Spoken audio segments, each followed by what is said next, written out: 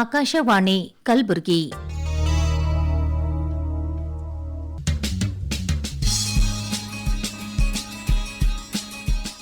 ಹೊಸ ಓದು ಪುಸ್ತಕ ಪರಿಚಯದ ಸಾಪ್ತಾಹಿಕ ಕಾರ್ಯಕ್ರಮ.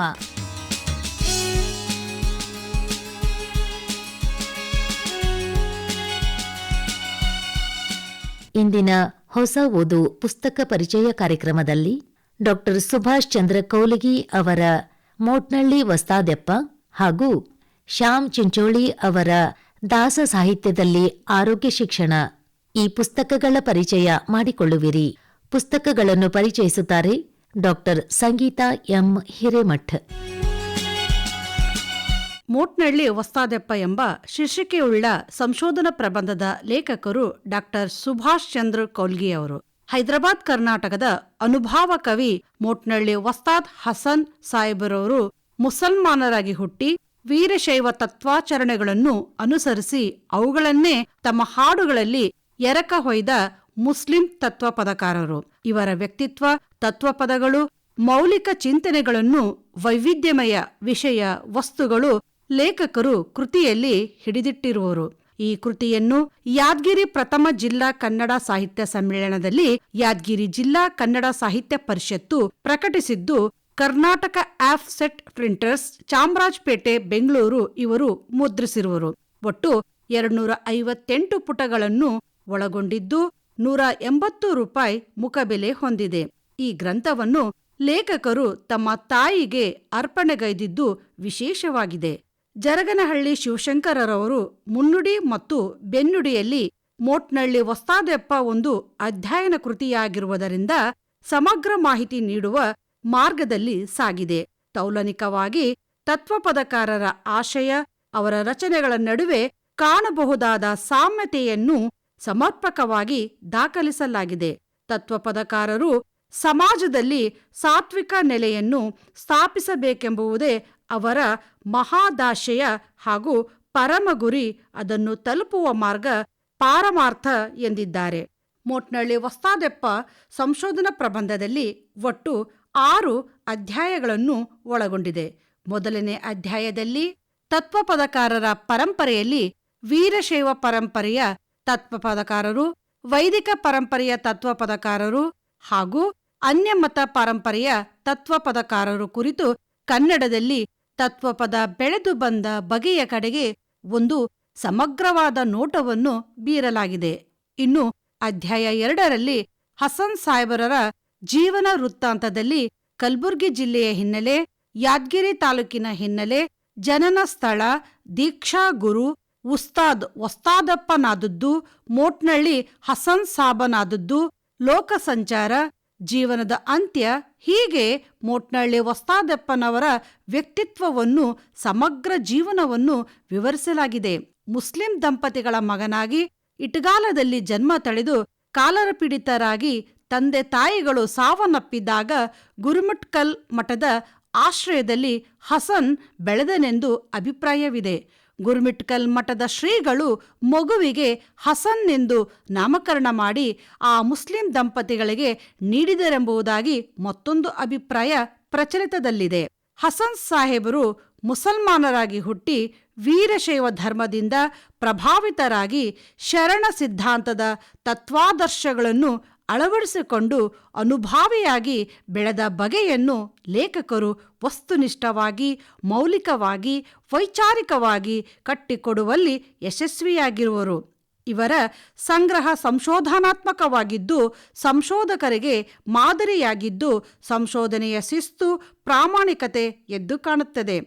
ಹಸನ್ ಸಾಹೇಬರ ತತ್ವಪದಗಳ ಒಟ್ಟು ಸಮೀಕ್ಷೆ ಎಂಬ ಅಧ್ಯಾಯ 3ರಲ್ಲಿ ಹಸನ್ ಸಾಹೇಬರ ಹಾಡುಗಳ ಸಮೀಕ್ಷೆಯನ್ನು ಸಮಗ್ರವಾಗಿ ಹಿಡಿದಿಡಲು ಲೇಖಕರು ಪ್ರಯತ್ನಿಸಿರುವರು.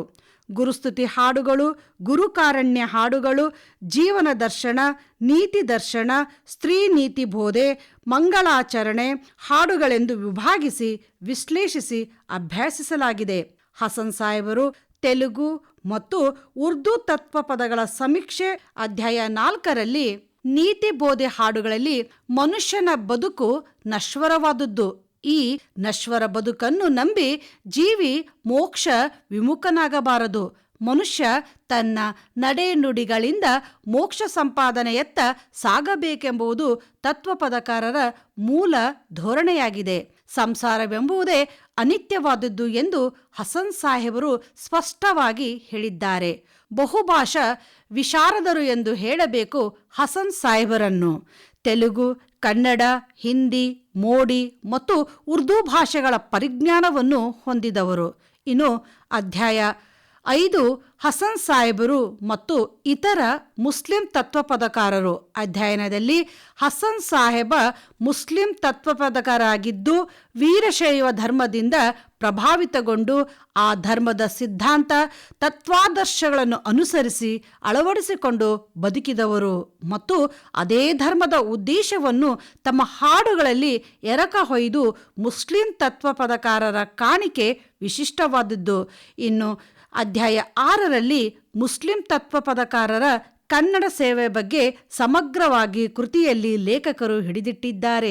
ಮುಸ್ಲಿಂ ತತ್ವಪದಕಾರರ ಹಾಡುಗಳಿನ ಮುಖ್ಯ ಸಂವೇದನೆ ಕೋಮು ಸೌಹಾರ್ದತೆ, ಏಕತೆಯಲ್ಲಿ ಅನೇಕತೆ ಹಾಗೂ ಅನೇಕತೆಯಲ್ಲಿ ಏಕತೆ ಇವು ಭಾರತೀಯ ಸಂಸ್ಕೃತಿಯ ವಿಶಿಷ್ಟ ಗುಣ.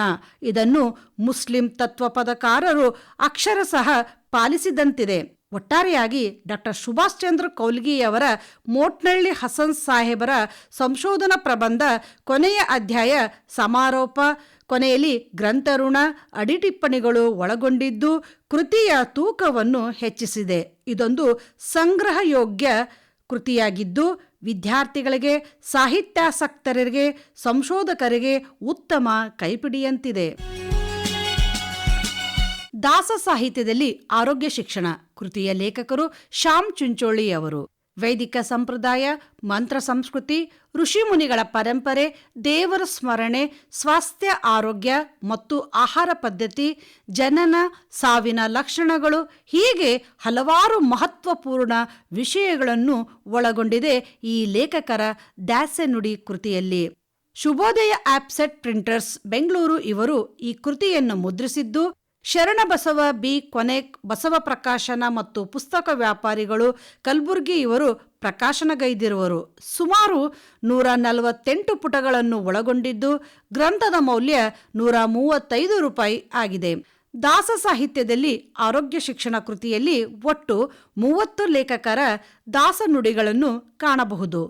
ಶ್ಯಾಮರಾವ್ ಚಿಂಚೋಳಿ ಅವರು ಕೃತಿಯ ಪ್ರಾರಂಭದಲ್ಲಿ ಸ್ವಸ್ಥಗೀತೆ, ಓಂ, ಶ್ರೀ ಗಣೇಶ, ಪಾರ್ವತೀ ದೇವಿ, ಶಿವ, ಶ್ರೀ ಶೇಷದೇವರು, ಗರುಡ ದೇವರು, ಭಾರತೀ ದೇವಿ, ಸರಸ್ವತೀ ದೇವಿ, ಶ್ರೀ ಮುಖ್ಯ ಪ್ರಾಣದೇವರು ಹೀಗೆ ಹಲವಾರು ದೇವರ ಸ್ಮರಣೆಯನ್ನು ಒಳಗೊಂಡ ಉಪಯುಕ್ತ ಮಾಹಿತಿಗಳುಳ್ಳ ಲೇಖನಗಳು ಬಹಳ ಸುಲಭವಾಗಿ ಅರ್ಥೈಸಿಕೊಳ್ಳುವಂತೆ ರಚಿಸಿರುವರು.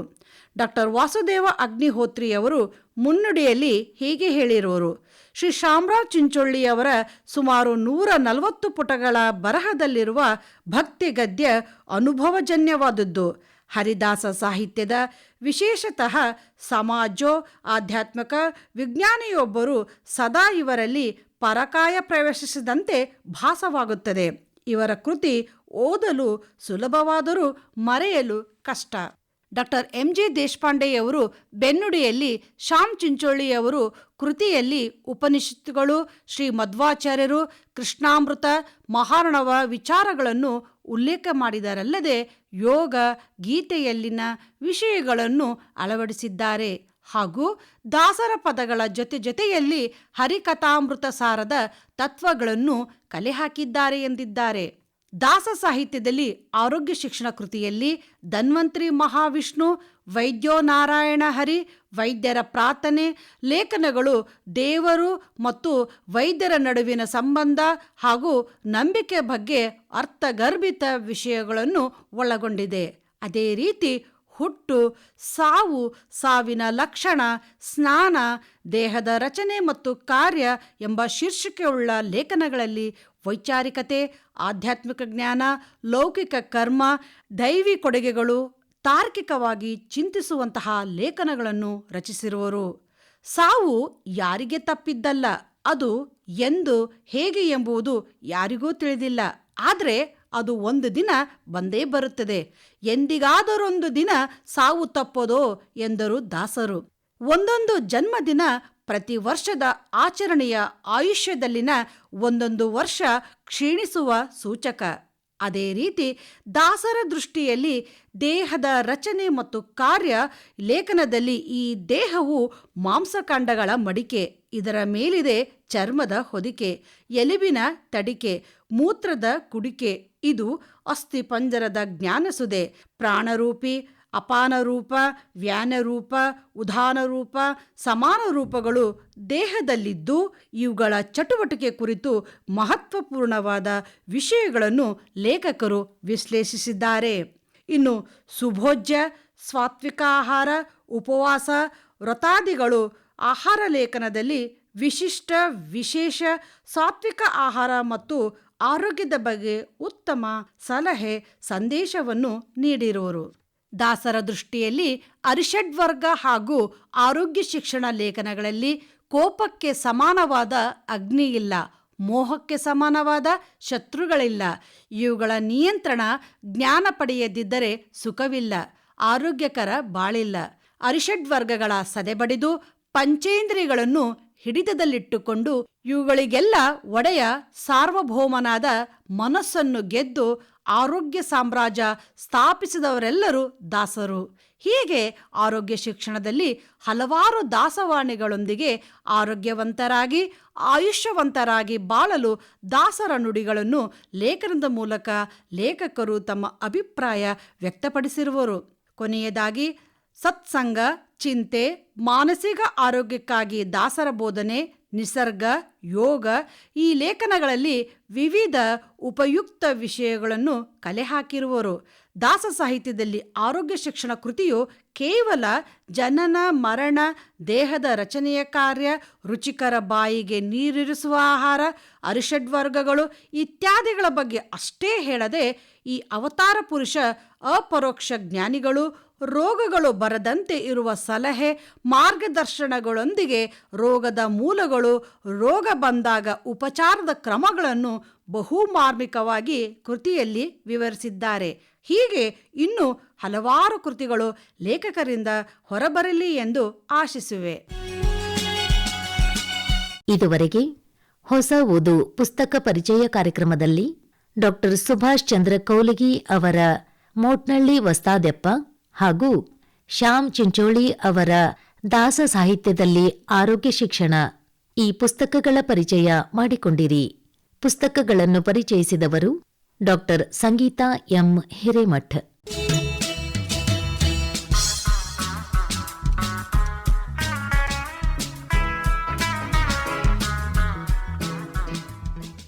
ನಿರ್ಮಾಣ ನೆರವು ಮಧು ದೇಶ್ಮುಖ್. ನಿರ್ಮಾಣ ಸೋಮಶೇಖರ್ ಎಸ್ ರುಳಿ. ಹೊಸ ಓದು ಪುಸ್ತಕ ಪರಿಚಯ ಕಾರ್ಯಕ್ರಮ ಪ್ರಸಾರವಾಯಿತು.